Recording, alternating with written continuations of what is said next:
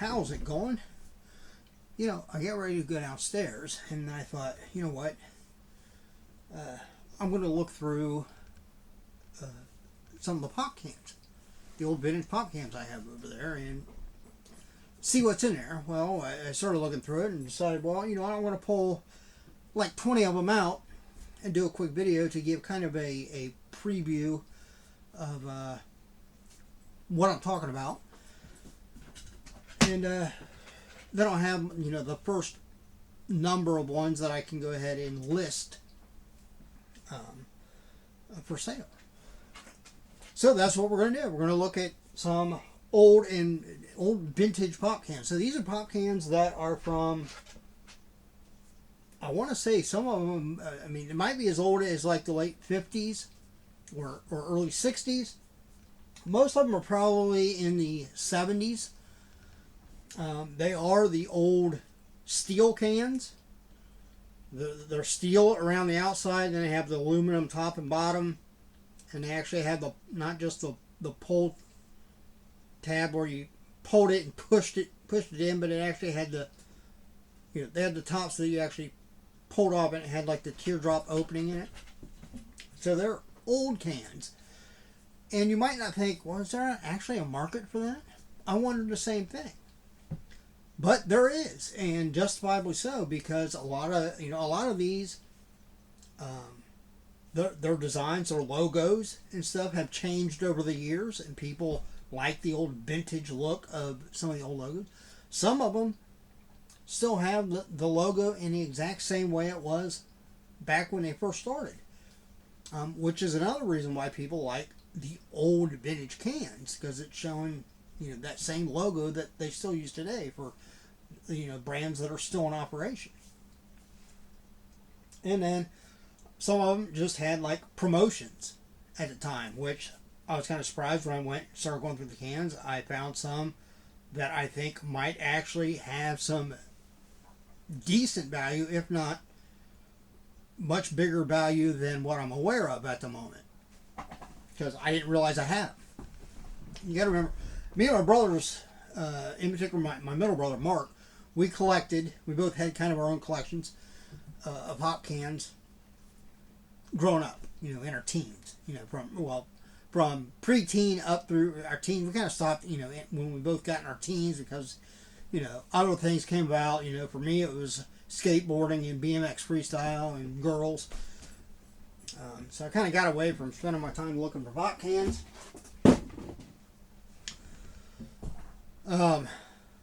But we held on to them.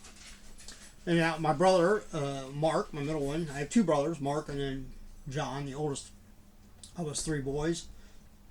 He didn't really he collected beer cans, and I would imagine he probably has his beer can collection, or he probably already sold it and got rid of it. I remember him having a really cool beer can collection. Some that I can't remember what brand of beer it was, but it had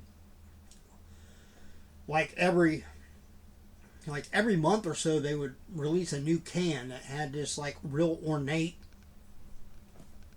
like picture on it, like illustration of like nature and stuff.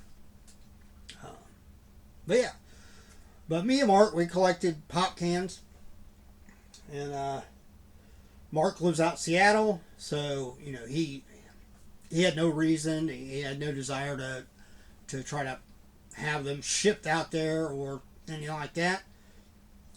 So basically just said, you know, I could just take ownership of the whole collection. So I put it in storage that, you know, I'm never going to do anything with it. I'm never going to get it where I'm putting it on display or anything like that. So if I can get something out of it, preferably the more the better, obviously, because they are collectibles, then I will. And somebody else that has a place where they can, you know, really display it and stuff, then so be it. I did find one Mountain Dew can in there, an old Mountain Dew can, which I am keeping because that's my drink of choice is Mountain Dew outside of margaritas. But let's dive in and I'll show you what I'm talking about. We'll start with a basic one here. Dr. Pepper, still around these days. I myself, I do like Dr. Pepper. It's amazing. I just heard something the other day about the kind of the history of Dr. Pepper, is that this was actually started by a pharmacist who, for whatever reason, I'm not exactly sure why, but he was coming up with a soda, and he wanted the soda to have kind of a medicinal flavor. If I'm remembering what I read right, which just seems a little odd to me. But it's actually, and you do hear that. A lot of people say it, especially people that don't like Dr. Pepper, that have tried it, and you're like, ugh. That's what they say. They say it tastes like cough medicine. Well, that was kind of the intent, I think.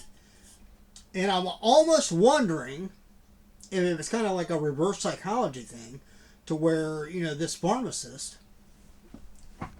was thinking, when people get sick and they need to take cough medicine, they don't want to take cough medicine because it tastes like medicine. But if they could make something that had kind of that same taste but was enjoyable, that was refreshing, that they liked, maybe it would, especially when kids, when they had a cough and they needed to take cough medicine, they wouldn't fight it as much. I don't know. It didn't say that in the article, but I'm just kind of putting, two and two together and thinking maybe that was part of the idea of having it taste the way it does. But, yeah.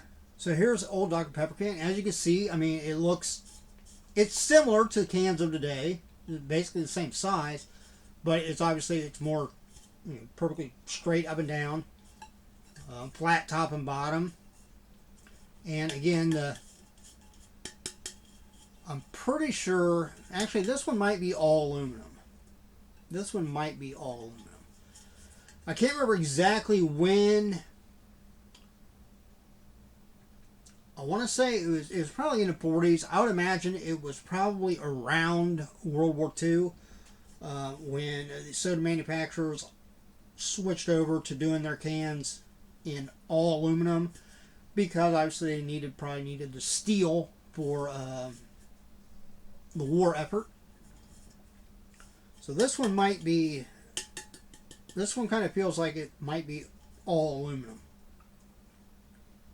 But yeah, old Dr. Pepper can. As you can see, that's how the tops were back then. Let's see. Next, here's one that I'm almost positive this isn't around anymore. I might look it up and see if it still is. This was I want to say it was kind of like a 7-Up type citrus drink, but it was called Uptown. It says it's not a cola. Contains carbonated water, sugar, citric acid, sodium citrate, natural lemon and lime flavor. So yeah, so like a 7-Up Sprite, but it's called Uptown. Never heard of it till now. How about a dinky can? We have got Frosty Root Beer. Again, I don't think Frosty Root Beer is around anymore. It might be one of those ones that maybe in certain areas of the country you can still get it, or it might be one that's maybe still bottled and produced and sold. You might be able to find it in like maybe parts of Asia or something. But it says Frosty Root Beer. It's got this little almost like a Santa looking guy on it. It says Frosty Man Frosty. I do remember drinking this when I was little. And I don't know whether they still make these little, I want to say this is like 8 ounce. Yeah. 8 ounce can. I don't know whether they still make these anymore or not. I think you might be able to get maybe the plastic bottles, like in 8 ounce bottles, but I don't think. They might still make it. I'd imagine maybe like the big ones, like Coke, Pepsi, maybe they still have where you can get smaller cans. Obviously, the cans look a little bit different than this. And I'm pretty sure this one Yeah, this one is steel. And here's actually, now remember, this is a way you can tell the difference. If you look at the Dr. Pepper can, you see it's almost seamless. I mean, it's got this seam here, but it's, you know, it's kind of rolled and fastened probably on the inside. So all you see is like the little seam. And the Uptown is the same way. The Frosty, though, if you look, you can see it's got the stamps to where they crimped it together, and that's because the outer part of this is steel, whereas just the top and bottom are aluminum. So, glad I saw that because then I remembered it. All right, here we have another root beer can. This one is steel. Again, see. We have Fame root beer. I don't remember drinking that one. But again, that'd be one to be interested to look up, kind of see the history of it, and see you know, whether there's places that still produce it. Now, here's one that I know I have seen, I have looked these up, and I know that just in general, this brand cans tend to go for a decent amount of money. Ballpark, anywhere from 15 up to, I've seen in some go for as high as like $45, $50, you know, at auction. Obviously, Coke. So here we have just Coke with the Coca-Cola underneath, and then here you have the logo with, you know, in old calligraphy, I guess you would say, logo. The big can for lovers of Coke. So this is probably a 16 ounce. Yeah, 16 ounce can. This one is all aluminum.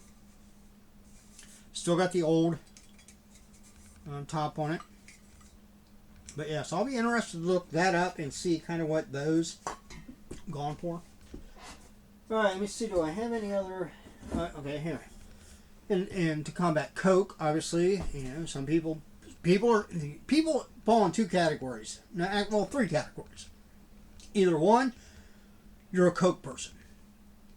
Two, you're a Pepsi person. Or three, you're one of those people that you kind of look at them similar, so you're just a cola person. You'll drink either one of them, including just any other type of cola. Or I guess there would be a fourth one where you don't like cola at all and you wouldn't drink either one of them. I myself had a Coke, Pepsi. I prefer Coke, which is kind of weird because my overall soda that I like to drink is Mountain Dew, which is actually a Pepsi product. Whereas the Mellow Yellow, which is a Coke product, I'll drink it, like at work, that's what we have. I'll drink it, but I prefer Mountain Dew. But here we have a Pepsi can. Overall, I don't think, I mean, outside of maybe the font that they use now have changed. I mean, I haven't really paid much attention, but I think overall the Pepsi logo hasn't changed a whole lot, much like the Coke logo. You know, why change a good thing, right? But, yeah, there we go, of course. It's kind of a patriotic can because you got the red, white, and the blue. Alright, I think that's the last of the... Oh, well, here's another Pepsi can. And this one might be... Yeah, this one is similar. It's basically the same, except it says, "Have a Pepsi Day" on the blue part. But other than that, it's exactly the same. Alright, now we're going to dive into... let's start with the... We'll start with the 7-Up cans first. These are the 7-Up cans that have... I only pulled, I want to say, half of the ones I have. These are the ones that have states on them. So, these are steel cans. So, here is the overall can. This one is for New Mexico, which became a state in 1912. Was the 47th state. Capital was Santa Fe, and it is considered the land of enchantment. And what's really cool about these cans is you see this like pattern here, if I remember right, every can has a pattern on it, and if you put them together in a certain way, I think it's supposed to. I can't remember whether it made like the Statue of Liberty or just the overall. I think it made the overall like United States maybe. But so obviously you had to collect all 50 cans for that. And I would imagine that these were done in a way that like if you went and bought like a 12 pack, or I don't know whether they sold them in 12 packs back. They might have only sold these in like cases of 6 back then. But it probably had like 6 different states, so you didn't like have to go to California to get the California can. You could get any of them anywhere in the United States, but you probably had to really go around and look for them. But yeah, so there's New Mexico.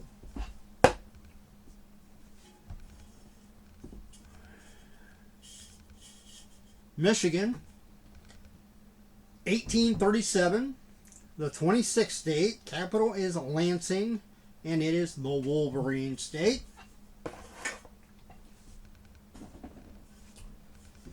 Wyoming, and this one actually, this has the United States, so this was probably like in the overall, when you put them together, this was probably, I want to say probably one of the corners maybe, when you set them up to make like the display of the design on the back. But yeah, United We Stand. So this was done, it looks like this was done, these were in 1976 is when these cans were done. Because United We Stand, 1776 to 1976.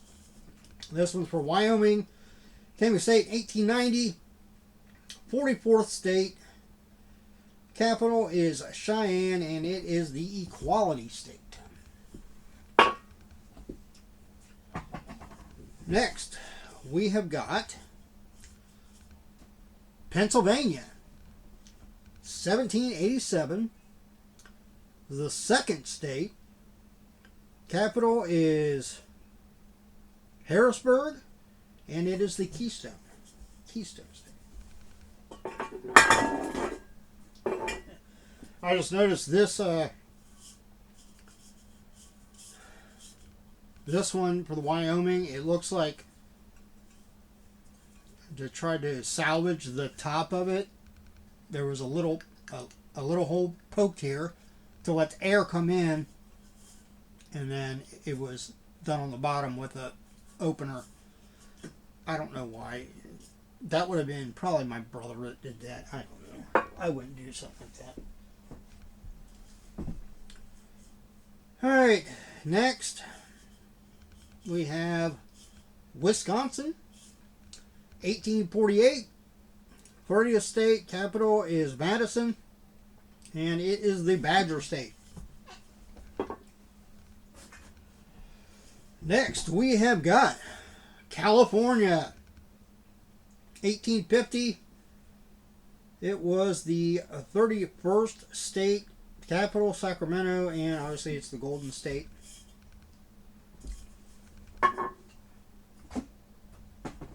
Next, Washington, 1889. 42nd state, capital is Olympia, and the Evergreen State.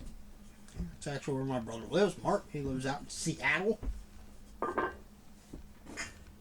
of on the outskirts of Seattle. I don't think he lives like right like downtown or anything. From what I understand, it's hellaciously expensive to live. Well, like it is in a lot of big cities. If you want to live like in downtown, these big cities, in lofts or whatever, apartments, it's probably outrageously expensive. The last one of these cans that I pulled, we'll be showing, is for Arizona. 1912, 48th state, capital Phoenix, and it is the Grand Canyon State. So those are the 7-Up cans.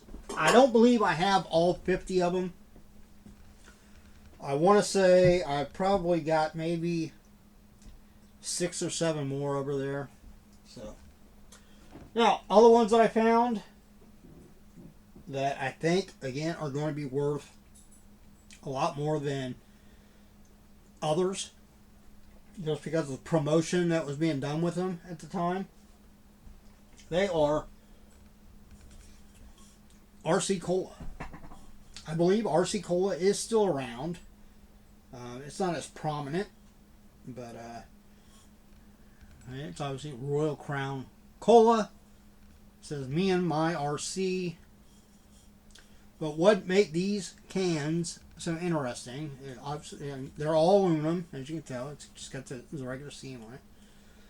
But they were done for Major League Baseball. So, they actually got the MLB logo right there, the old MLB logo. And this one is for Lou Brock. So I would imagine these might, I mean, some of these, I honestly, I wouldn't be surprised if some of these could fetch like what some vintage baseball cards could fetch. And these are, I mean, these are in pristine condition. Obviously, if when I go to sell these, and somebody buys them, they will be fully wrapped in bubble wrap, and they'll be put in a nice sturdy box.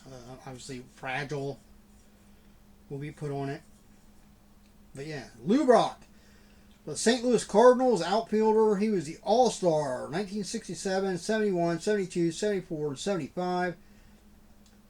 1976 batting average was what does that say? 301. Lifetime batting average was 295. He bats left, throws left. He was a 16-year pro. Yeah, these players on here, obviously, most of the cards I have are from like the 90s or newer. I've got a handful of old like 70s baseball cards, but I know I don't have any Lou Brock. Be nice if I had like an old card that I could pair with it of the player to kind of entice. These I will probably list. I mean, obviously I'll do a little research and see what have they sold for. Then I'll probably list them as maybe an auction, but I'll list them at the lowest start out that I'd be comfortable with it selling at, in comparison to what others have sold for. And obviously there will be a difference there. I'm not going to look, oh, well, they've sold on average for this, so that's what I'm going to list the starting auction at. No, I'll start the auction at lower than that, but I'm not going to start it at like $1. If one of these cans say the most on average, say the last 5 sales they've sold for $100 or something like that, I'm not going to start the auction at $1. Because in the auction, it's because I don't know how many people. I haven't looked to see how many people like follow me on eBay. But if I don't have thousands of followers on there, then it might only go for $10 or something. So, you understand what I'm saying? All right, this one we have Butch Weingar, Minnesota Twins catcher, All-Star, 1976. So I'm guessing these cans came out probably 1977, I would imagine. 1976 batting average was 260. Lifetime batting average was 260. So he's consistent. Bats right, throws right, 1 year pro. So he only played in the majors for 1 year. That's interesting. I don't know whether that's be interesting to see why. Was he just not that great? I mean, he had to be a decent player, right? If he only played in the pros for 1 year and he was an all-star for that year, he had to be a good player. Maybe he just decided baseball wasn't what he wanted to do in life or something. I don't know.